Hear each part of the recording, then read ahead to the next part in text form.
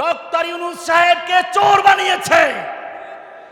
আমরা যদি সত্যিকার হাসিনার কথা মতো জঙ্গি হই, ইউনূস সাহেবকে মনে রাখতে হবে তিনি তার সেই কি যেন গ্রামীণ ব্যাংকের টাকা চুরি করেছে। আমরা যদি হাসিনার সাজানো নাটকের কারণে জঙ্গি হই, খালেদা জিয়া চ্যারিটেবল এতিমদের টাকা আত্মসাৎ করে, তাহলে সত্যিকারই সে কি ছিল, চোর ছিল। ওটা মিথ্যা হলে সবগুলো মিথ্যা হতে হবে। এমনি ভাবে মনে রাখতে হবে হাসিনা যে নাটকগুলো তৈরি করেছিল সেখানে সে কোনো দলমত দেখে নাই। সে যাকে তার বিরোধী মনে করেছে, যাকে তার জন্য চ্যালেঞ্জ মনে করেছে, সে আলেম হোক আর সে জালেম হোক, সে আলেম হোক আর সে ইংরেজি শিক্ষিত হোক, তাদের সবাইকে জঙ্গি মামলা দিয়েছে। আমার পাশেই ছিল তারেক রহমান সাহেবের একজন পিএস। উনি কি জঙ্গি ছিল? উনি তো বাংলাদেশে একটা রাজনৈতিক দলের প্রধান ব্যক্তির পিএস ছিলেন। ওনাকে সন্ত্রাস বিরোধী মামলা দেওয়া হলো, ওনার পায়ে বেড়ি লাগানো হলো। তাহলে বোঝা গেল ওনাদেরটা যেমন সাজানো ভুয়া মামলা ছিল, সেই সময় হাসিনা যাদের নামে এ সমস্ত নাটক সাজিয়েছে সবগুলোই ভুয়া ছিল। একটাকে আপনি বলবেন সাজানো নাটক, আর একটাকে বলবেন যে না সাজানো নাটক না, ব্যস্ত এতটুকুই, দাড়ি টুপি থাকলে তারটা সাজানো নাটক নয়, আর দাড়ি টুপি না থাকলে তারটা সাজানো নাটক। সে যদি বিশেষ কোনো দলের মেম্বার হয় তাহলে তার মামলা উড্ড হয়ে যায়, আর যদি এদেশের কোনো আলেমদের নামে মামলা হয় সেই মামলাগুলো উড্ড করা হয় নাই। আমার মামলাগুলো এখন পর্যন্ত উড্ড করা হয় নাই। আপনাদেরকে আমি জানিয়ে দিলাম, এখন পর্যন্ত আমার মামলা হাজিরা দিতে হয়, প্রতি কোটি টাকা দিতে হয়, এই মামলার জন্য আদালতের বান্না ঘুরতে হয়। কিসের স্বাধীনতা? ওদের মামলা সব উড্ড হয়ে গেছে, আলেম ওলামাদের মামলা উড্ড হয় নাই। যদি হাসিনা ওদের মামলাগুলো ভুয়া দিয়ে থাকে, ওদের মামলা সাজানো হয়ে থাকে, বানোয়াট হয়ে থাকে, মিথ্যা হয়ে থাকে, তাহলে বুঝতে হবে আলেমদের জন্য যে নাটক সাজানো হয়েছিল, এদেশের তাওহীদি জনতাকে যে নাটক সাজিয়ে জেলে দেওয়া হয়েছিল, ওগুলো ভুয়া ছিল, মিথ্যা ছিল, বানোয়াট ছিল।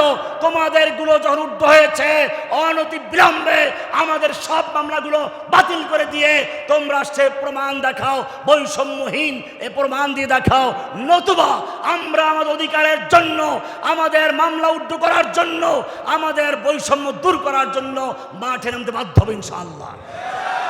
আমি জিজ্ঞেস করি, যদি বাংলাদেশে আবার তোমাদেরকে ডাকা হয় একটা নতুন বিপ্লবের জন্য, সেই বিপ্লব হবে তাওহীদি জনতাকে কারামুক্ত করার জন্য, সেই বিপ্লব হবে এদেশের সমস্ত বৈষম্য দূর করে একটা বৈষম্যহীন সমাজ গড়ার জন্য, সেই বিপ্লব হবে এদেশের সমস্ত ভারতের ৫টা গোলাম, ইন্ডিয়ার হিন্দুদের লেংটি পরা ৫টা গোলামদেরকে বাংলাদেশ থেকে পরিষ্কার করার জন্য, বাংলাদেশ থেকে তাড়িয়ে বিশ্বের বিভিন্ন প্রান্তে বাংলাদেশ থেকে তাড়িয়ে তাদেরকে বঙ্গোপসাগরে ঢুকিয়ে দেওয়ার জন্য।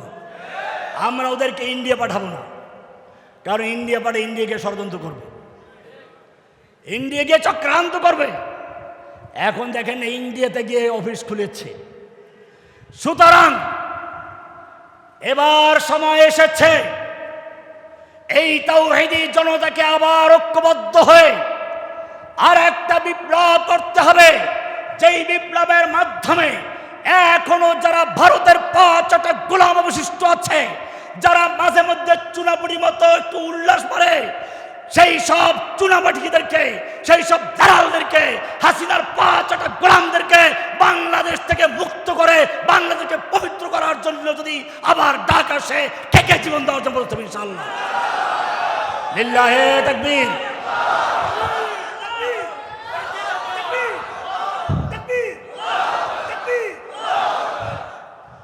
আল্লাহ সুবহানাহু ওয়া তাআলা আমাদের সকলকে বিষয়গুলোকে বুঝার এবং আমল করার তৌফিক দান করুন, আমিন। আল্লাহ সুবহানাহু ওয়া তাআলা কাকে দিয়ে কাজ নেবেন এটা আমরা জানি না, আপনারা জানেন। আমার পক্ষে যখন কেউ কথা বলার ছিল না, একজন দাড়ি কামানো একটা লোক সে আমার পক্ষে কথা বলেছিল, বিদেশ থাকে, কি নাম যেন, আপনারাও জানেন। তাহলে এই লোকটা কত কথা বলেছে, নির্ভয়ে কথা বলেছে। কারণ যাদেরকে আল্লাহ রাব্বুল আলামিন সমুজ দান করেন, অন্তর্দৃষ্টি দান করেন, তারা বিষয়গুলো উপলব্ধি করতে পারে।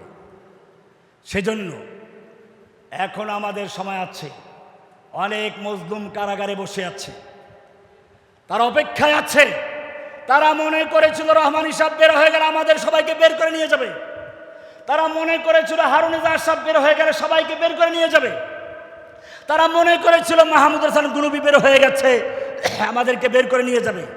তারা মনে করেছিল আমাদের রফিক আহমদ মাদানি, আমাদের মাদানি ভাই বের হয়ে আসছে, সবাই বের হয়ে যাবে। কিন্তু আপনাদের মনে রাখতে হবে, আমাদের মনে রাখতে হবে, আমাদেরকেও নজরদারি করা হচ্ছে, আমাদের পিছনে টিকটিকি লাগানো আছে, আমাদেরকেও হয়রানি করা হচ্ছে। আমরা তাদের জন্য কিছু করব, সেই ক্ষমতা আমাদের হাতে নেই। সেজন্য আমাদেরকে ক্ষমতা অর্জন করতে হবে।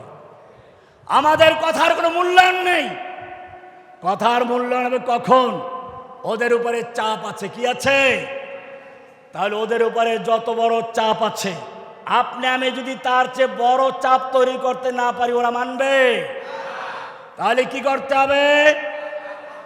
ওদের উপরে যেরকম চাপ আছে, ওর চেয়ে বড় চাপ তৈরি করলে ইনশাআল্লাহ এরা চাপের ভয়ে আমাদের সকল ভাইকে মুক্ত করতে বাধ্য হবে। সেই চাপ দেওয়ার জন্য টেকনাফ থেকে তেতুলিয়া আবার ঐক্যবদ্ধ গর্জে ওঠার যদি আহ্বান আসে, আমার যুবকেরা, তোমরা সেই জীবন দেওয়ার জন্য কাপড়ের কাপড় পরে ময়দানে আসার জন্য তৈরি আছো ইনশাআল্লাহ।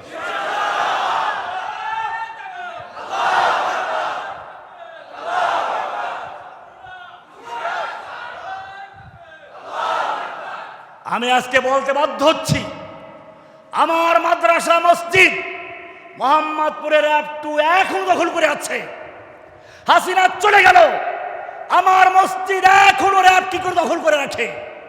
এই মসজিদ একর করা হয় নাই, আমার বাড়িঘর দখল করে আছে। আমি এখন পর্যন্ত থাকি মানুষের ঘরে। কেন? আমাদেরকে চাপে রাখা হয়েছে।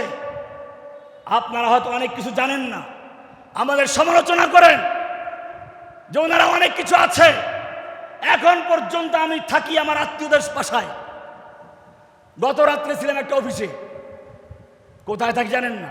আজকে সে অফিস থেকে সরাসরি চলে আসছি, খাইছি রেখে হোটেলে। এরকম কষ্ট করে আমাদের এখনো চলতে হচ্ছে। কেন? এজন্য মনে রাখতে হবে, আমাদের এখনো আন্দোলন শেষ হয় নাই, এখনো শেষ হয় নাই। ভারতের 5টা গোলামেরা ক্ষমতার মসনদে এখন বসে আছে। হাসিনার রেখে যাওয়া গোয়েন্দা বিভাগের লোকেরা এখনো বিভিন্ন জায়গায় গুরুত্বপূর্ণ বসে আছে। ওদেরকে যতক্ষণ পর্যন্ত বাছাই করে করে টেনে হেঁচড়ে রাজপথে না নামানো যাবে, ততক্ষণ পর্যন্ত বাংলাদেশে আলেমদের মর্যাদা প্রতিষ্ঠা হতে পারে না। ওদেরকে যতক্ষণ পর্যন্ত বাংলাদেশ থেকে ছাড়া করে এদেশ থেকে মুক্ত না করা যাবে, অতক্ষণ পর্যন্ত আসিফ মাহতাবদের নিরাপত্তা নিশ্চিত হতে পারে না। এখনো তাদেরকে হুমকি দেওয়া হচ্ছে, এখনো হুমকি দেওয়া হচ্ছে।